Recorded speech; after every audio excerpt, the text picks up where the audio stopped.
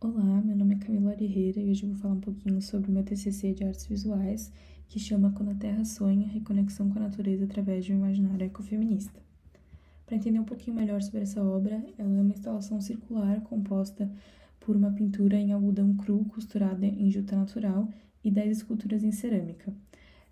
O tecido ele é suspenso com a ajuda de um aro de madeira e fios de sisal, a 50 centímetros acima do chão, e ele forma um círculo de mais ou menos 1,5 metro de diâmetro.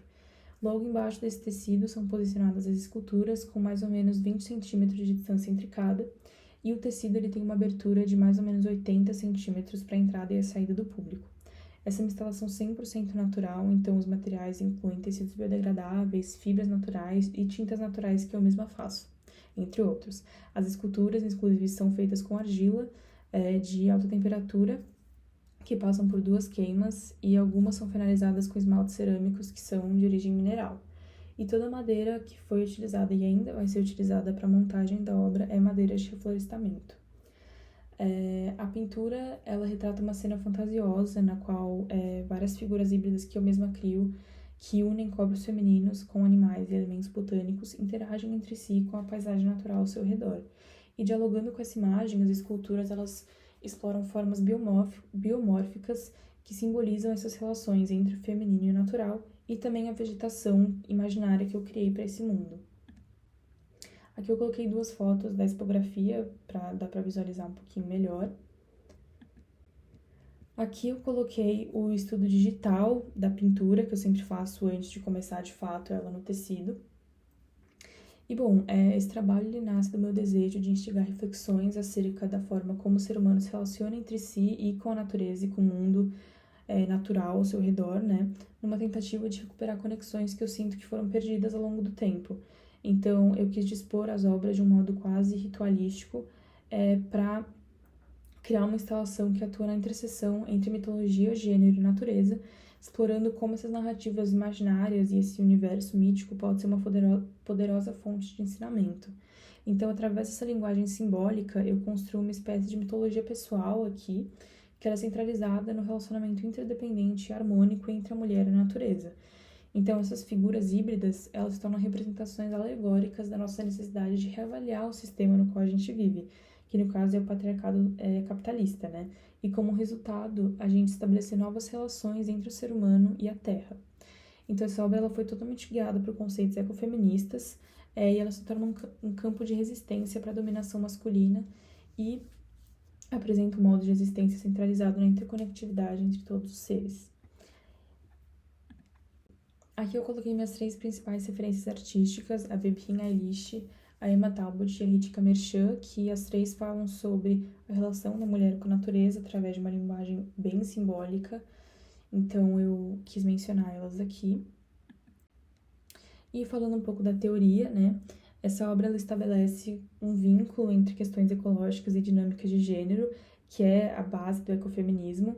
Então, eu fui muito guiada pelos conceitos apresentados pela Caroline Merchant, que é uma filósofa e historiadora que publicou, o livro A Morte da Natureza, Mulheres, Ecologia e a Revolução Científica em 1980. E nesse livro ela relaciona o mecanicismo capitalista com a exploração da natureza e a opressão das mulheres, que essas questões estão muito conectadas. E outras autoras que eu me inspirei muito também foram a Raewyn Connell e a Rebecca Pearce no livro Gênero, uma Perspectiva Global, no qual elas mostram que dentro do patriarcado, a natureza, os animais e as mulheres estão sujeitos ao controle masculino. Então a gente tem que entender que transformações sociais andam de mãos dadas com mudanças ecológicas, e isso faz com que a gente possa pensar em novas formas de existência que neguem essas oposições de cultura e natureza, humano e não humano, homem e mulher.